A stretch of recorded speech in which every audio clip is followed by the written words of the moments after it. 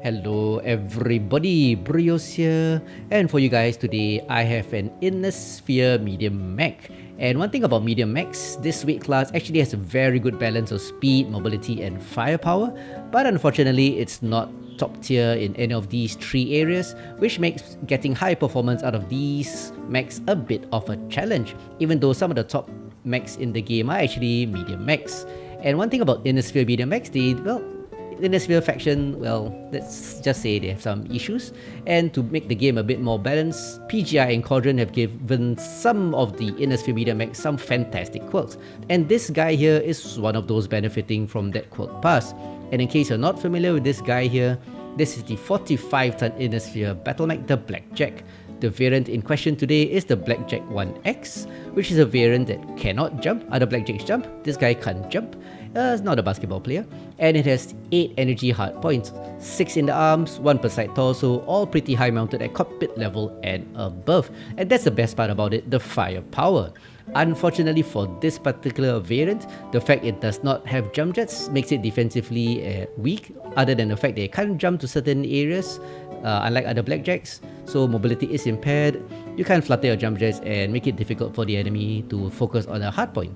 Another thing, and I think the worst part about BlackJacks, is that they have horrible hitboxes. Side torsos are easy to pick out, and so is the center torso. So defensively, this mech is really weak. But offensively, I must say, this mech is a dream. So let's get down to the build. I'm sure some of you may have seen this build before.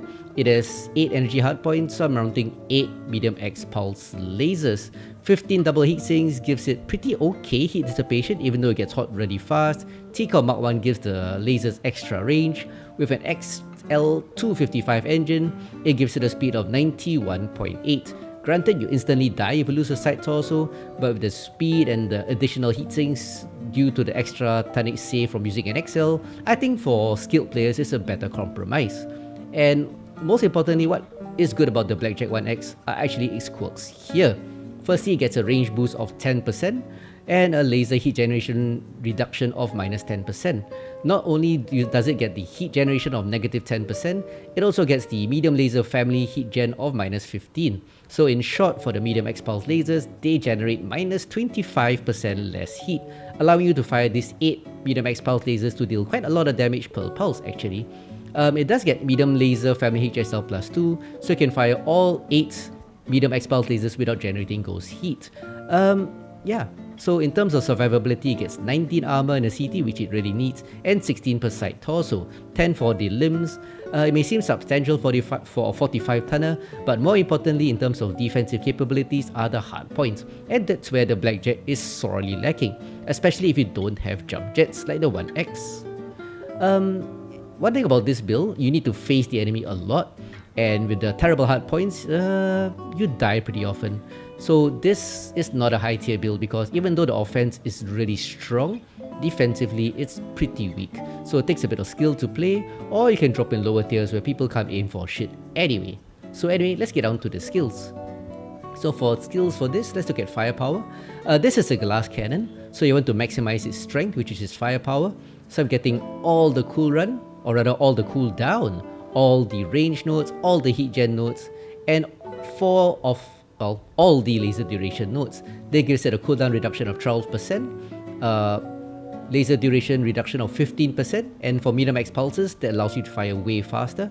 10.5% reduction in heat, combined with the quirk, that's a 35.5% reduction in heat. Really nice, but medium X pulses do generate a lot of heat, so you still build up heat pretty nicely.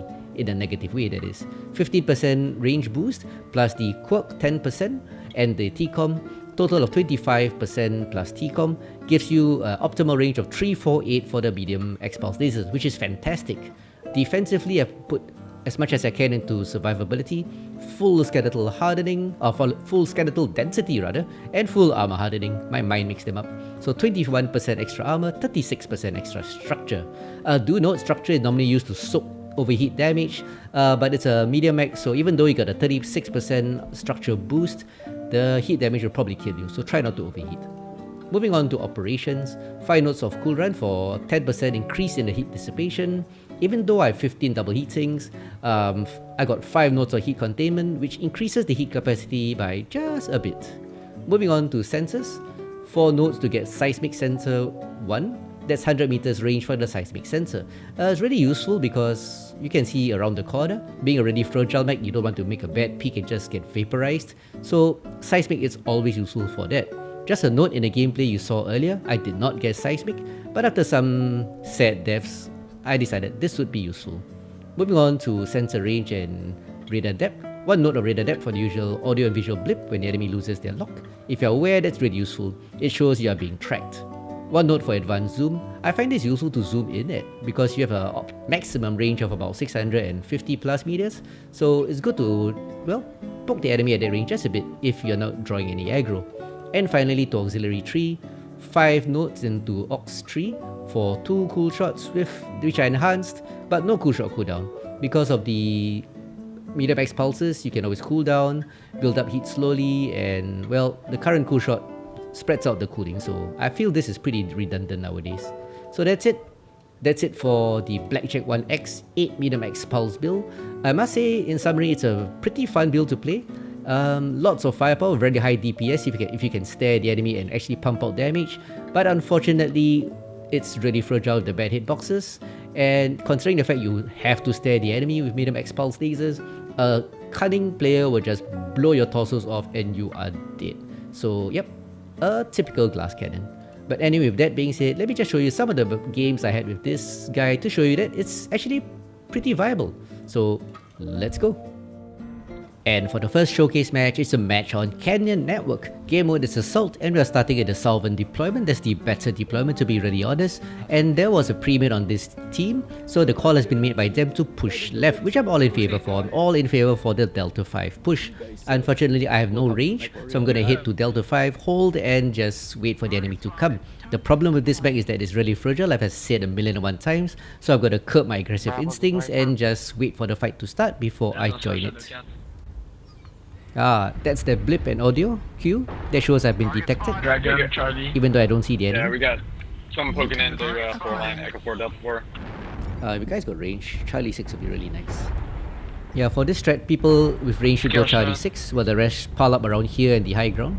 Dropped an already, check in. Most of the time, the enemy pushes around Delta 5, so I'm actually really careful about that corner. Kill a UAV, thanks. And UAVs. If you look at the minimap, 2 mediums and a light, including me, are taking point, but the rest are as usual too far back in Charlie 4. Sometimes they push by the middle, Delta 4. There is a dragon. 500 meters range, not a good trade for me.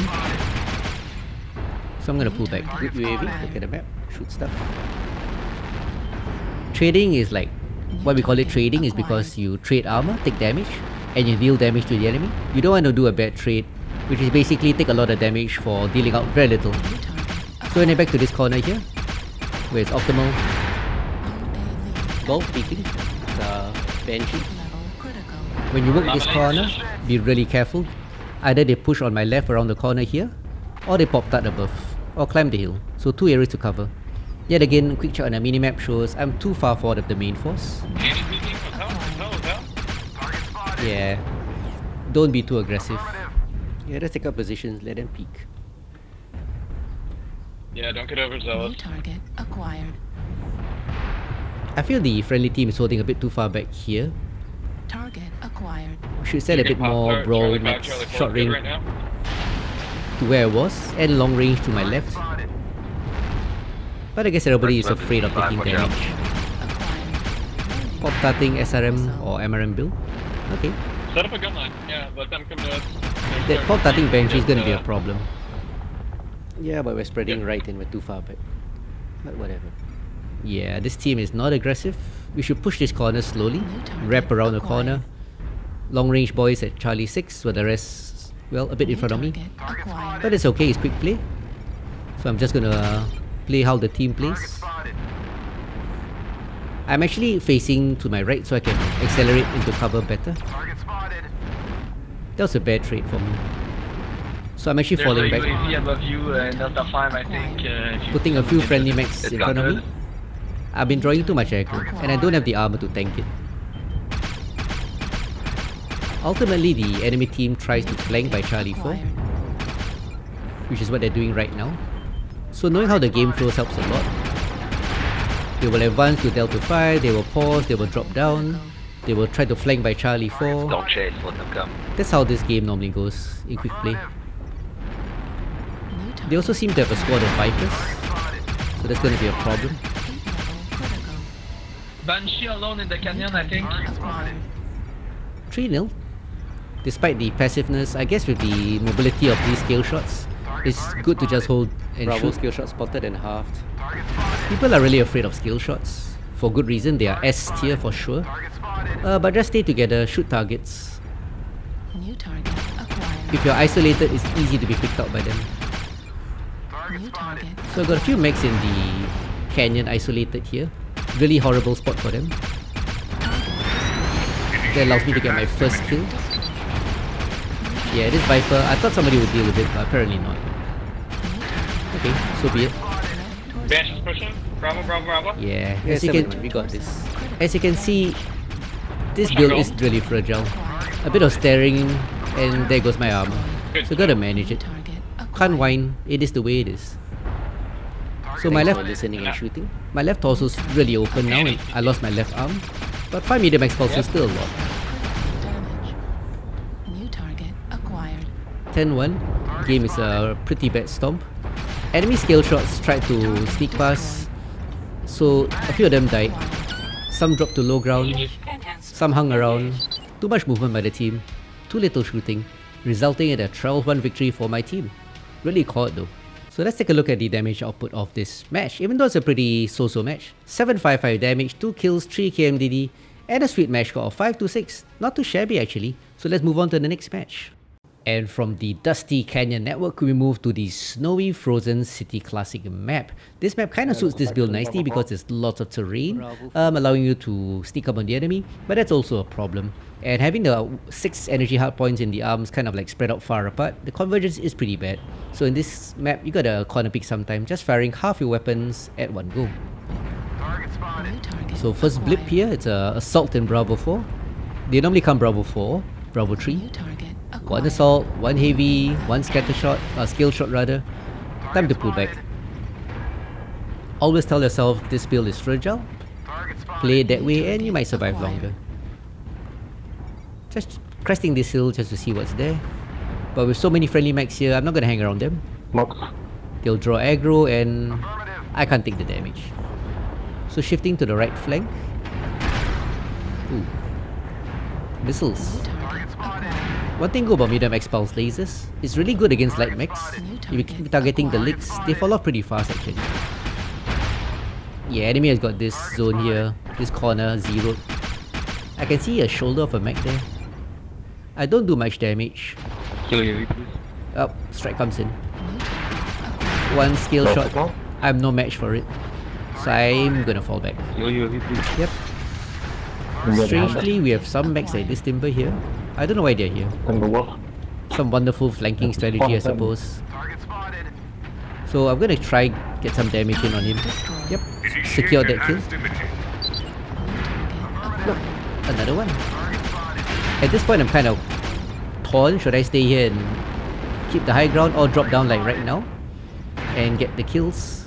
But since we have a Black Knight pushing, oh my god, everybody's pushing. Everybody's dropping down. This is a bad idea. Me dropping down cause everybody to drop down. Granted I got a kill and a KMDD. See, if you have jump jets, dropping down is not too bad. Like that Viper could just jump up again. If you fell down like me, go back up. Yeah, so I'm kind of screwed. What's with all these skill shots nowadays in game? There's another skill shot. Override shut down. Cost me a lot of hit damage, doing damage to him. KMDD 4-1. We secured the early advantage, but the problem is we got at least one heavy. Yeah, the problem is a lot of us dropped, which can be a problem in the bigger picture. Acquired. Gotta make my way back up. Let's look at the minimap. Enemy force is pushing hard, but they lack mass because we already got 5 of them. We have 3 more than them. See? Enemy is slowly clawing back. New target 5-4 now, from 5-2. Oh, I see juicy spider legs. Oh, I got your spider's leg. New target acquired. Like I said earlier, MXPL lasers are really good at chopping off light mech legs. New target acquired. Little gap here, I can see a Fafnir. I can see your torsos open. Oh, machine New guns. target acquired. Oh, it's an Irby. Gonna get your leg also. Give me juicier trash can legs. Ooh, Oscar the Grouch's right leg is open. New target acquired. I'm in a great position. Enemy is doing a interesting comeback, 6-4. And I legged another light. I'm kind of overextended into Charlie 5 here. Drawing lots of aggro.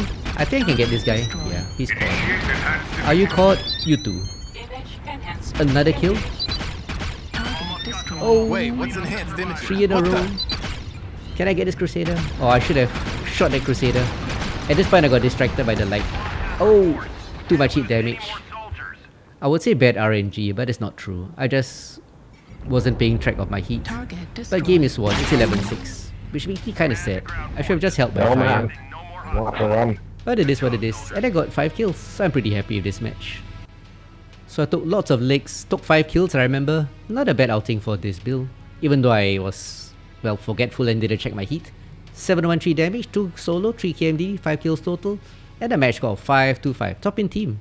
So that's it, ladies and gents, for this video on the 8 Medium X Pulse BlackJack 1X. Kind of a glass cannon, but that's where the appeal is. Lots of fun, lots of shooting, and lots of deaths. So till next time guys, I hope you enjoyed this video. Have a good day and I'll see you guys around. Bye.